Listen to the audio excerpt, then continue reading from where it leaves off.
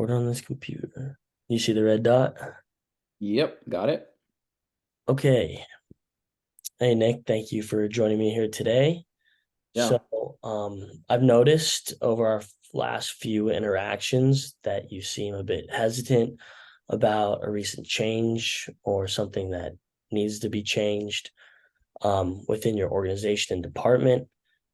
Um, would you like to talk about that today? sure.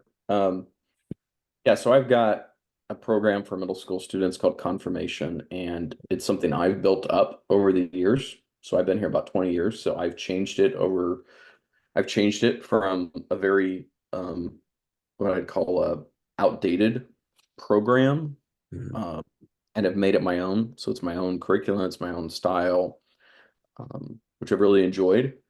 Until recently, I've had a number of parents say they can't participate because of club sports, and they are choosing club sports over this program. Um, and so that is painful to me because I feel it's important. The church feels it's important, but we have staff people that are saying they can't participate. We have some of our top leaders that are saying they can't participate. So I feel the need to adapt and change. And I've had a number of conversations with people that starting in the fall, it's going to have to change. Yeah. But I don't like that. Totally So understand. yeah, that's Yeah. that's kind of where I'm at. Okay. Yeah, totally understand your concerns. I think it's never easy when we encounter resistance to change, right? Right. Especially when it affects the success of our programs, and especially a program that you have pretty much built yourself. And when it's something of your own and something that you believe in very deeply, it can be Yep. very difficult to accept when people don't want to buy in.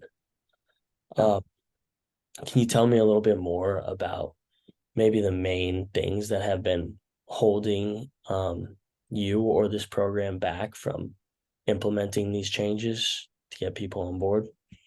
Yeah, I think the part of it is um, the way that I've developed the program is we meet certain times throughout the year, certain dates, certain times. So it's a very narrow um, opportunity to buy in because you have to come to these Wednesday nights these weeks, which worked for a while.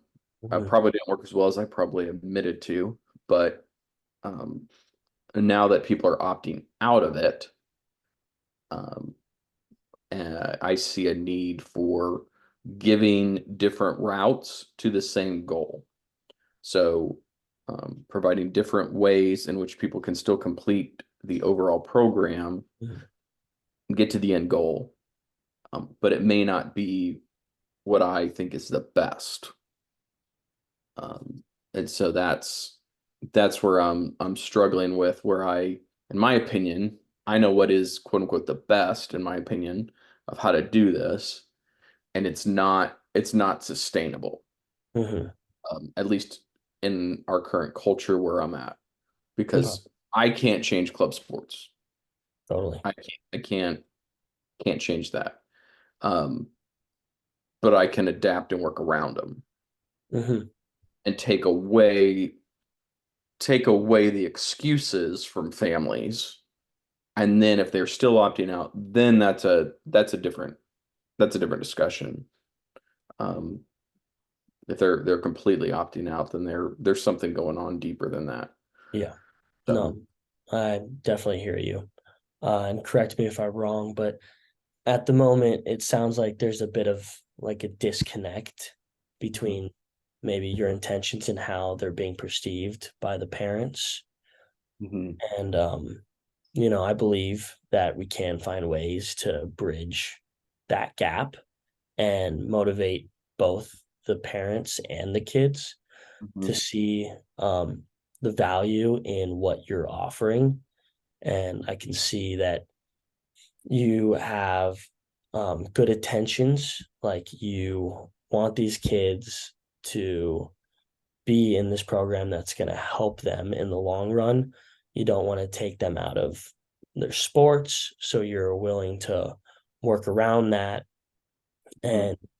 and, kind of adapt your whole program to work around Mhm. their sports that they're doing now. Right.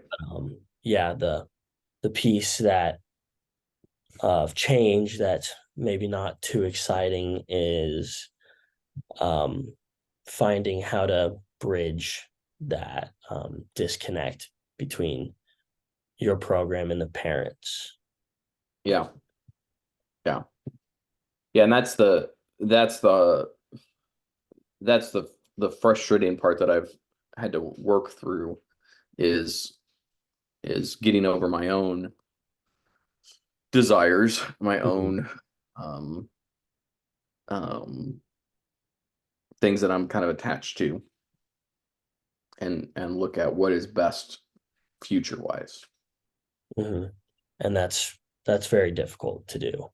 So Yeah. yeah, that is very tough. And being able to step back and uh, recess or look at your approach and maybe change it Mhm. is is huge to do. I know it's not easy. Um, but allowing the parents to see the full value um, of what is most important about your program is going to be huge. And being able to bring that to their attention is definitely going to be big. Do you know maybe a couple of the first steps that you're going to be taking in order to reach these parents? Yeah, I've taken a few steps already. That has to continue more, which is having conversations Mhm. with these parents that are opting out, but also those that are opting in too. So I don't want to throw the baby out with the bathwater because I do have people participating, which is a higher Right. percentage than those that have opted out. Oh, okay. But I I think I have to change because I don't want to continue to close the funnel. I want Mhm. to open the funnel up of people that can participate. So while I do have people in the funnel and they're enjoying and doing well, I have people outside the funnel that they can't participate because the funnel's narrow.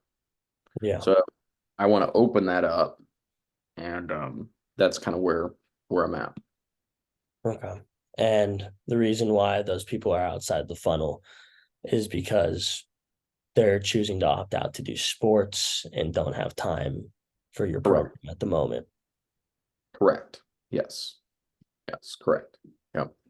And you said that right now the best strategy is reaching out Hmm. and maybe getting the parents more involved in the decision making process and even changing your program around to fit their needs.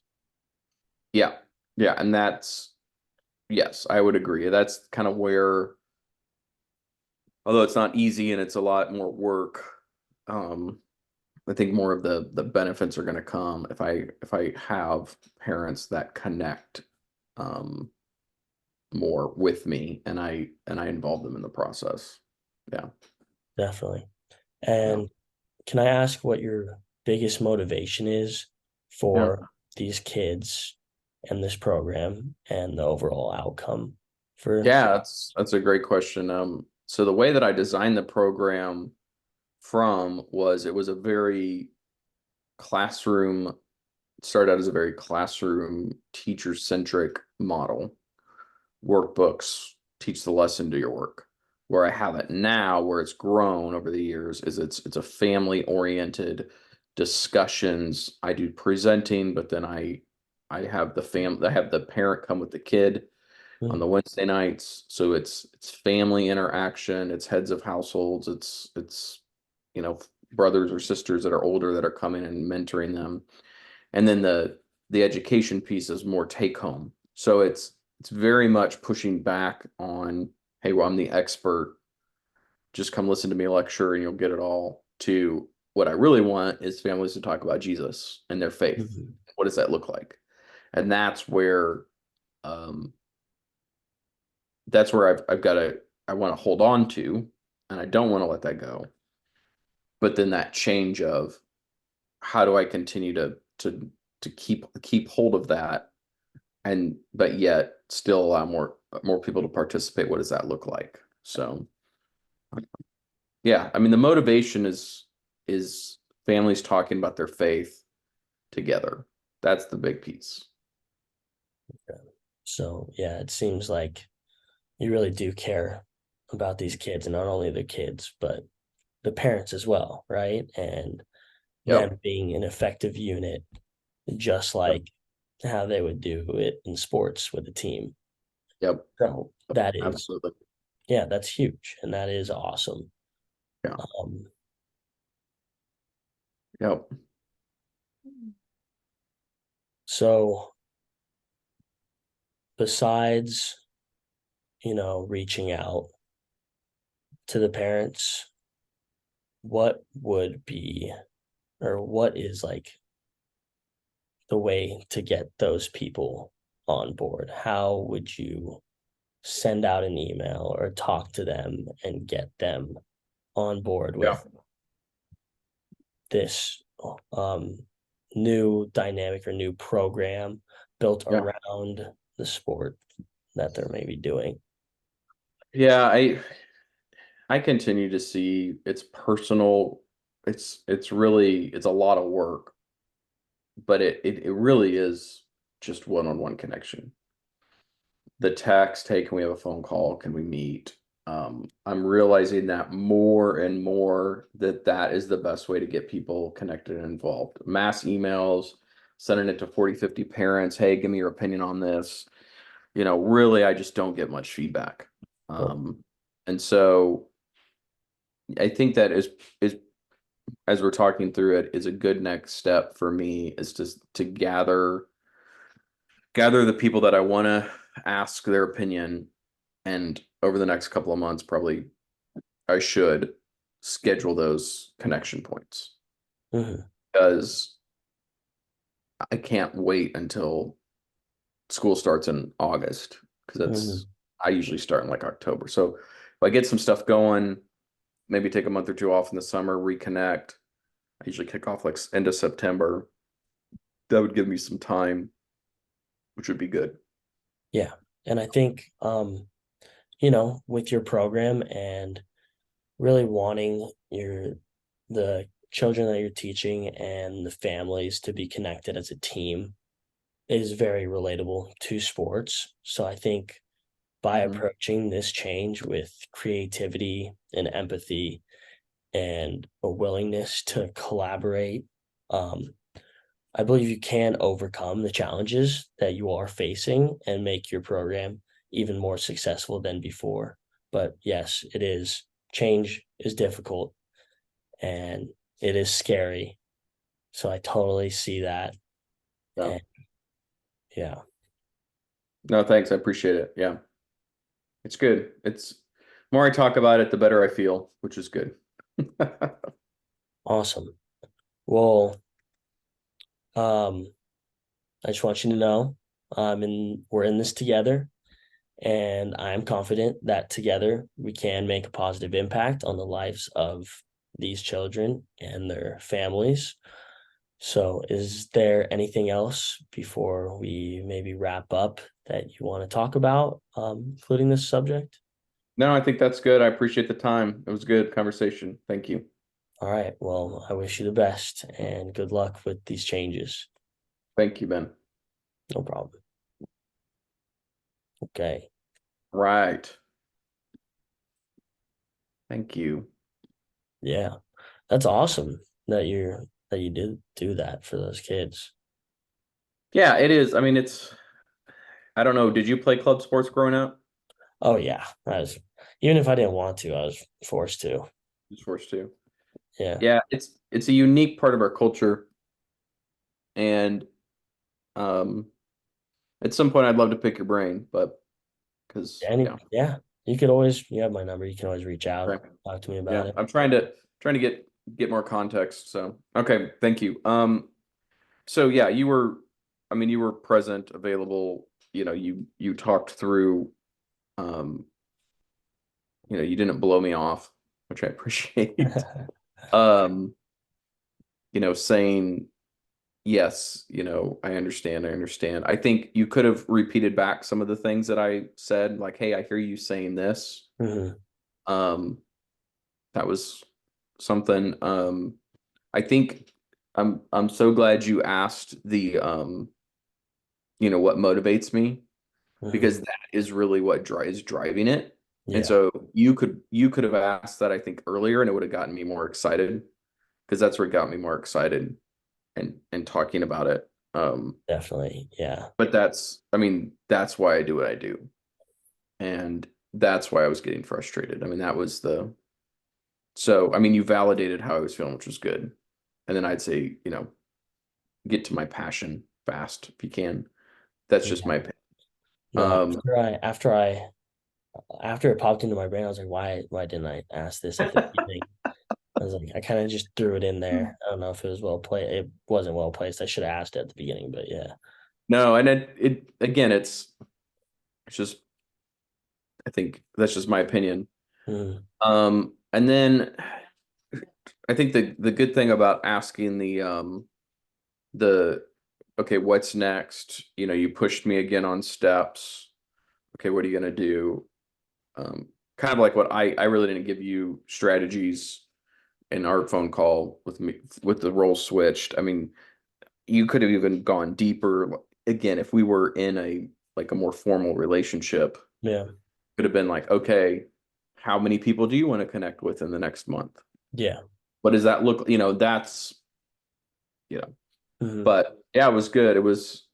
I hadn't thought about. I mean, I talked to people, but I hadn't thought about. Okay, I really do need to reach out specifically to people and sit down with them. And so that's something I'm taking away from this, is like, okay, I need to go back and I need to look at how I can schedule that. So, Totally. Yeah. I think I honestly think that would be awesome. Yeah, because the mass emails. I mean, especially when even when I try and do like private lessons for lacrosse and mm, just send out mass emails, get no responses. But when I'm in practice and I'm like actually talking with these kids one on one, I'm like actually like telling them how they can get better, and then they seem more interested, and then I like adapt to them a little bit more, and then they seem more interested yeah. themselves in getting Yeah, involved. we get so turned off by I mean, email especially, and if it's not personalized, Yeah, not asking you something very specific, you personally, then we get so overwhelmed, we just dismiss it, or we say we'll get to it later. We mean it well, but then we get overloaded. At least I get exactly. overloaded, Oh, definitely. and Yeah. I didn't get back to it, and then I'm like, okay, somebody else will do it. Yeah. Oh, it's just how it goes. So yeah, that was good. Appreciate it. All right, sweet. Yeah. Again, I'm gonna stop recording.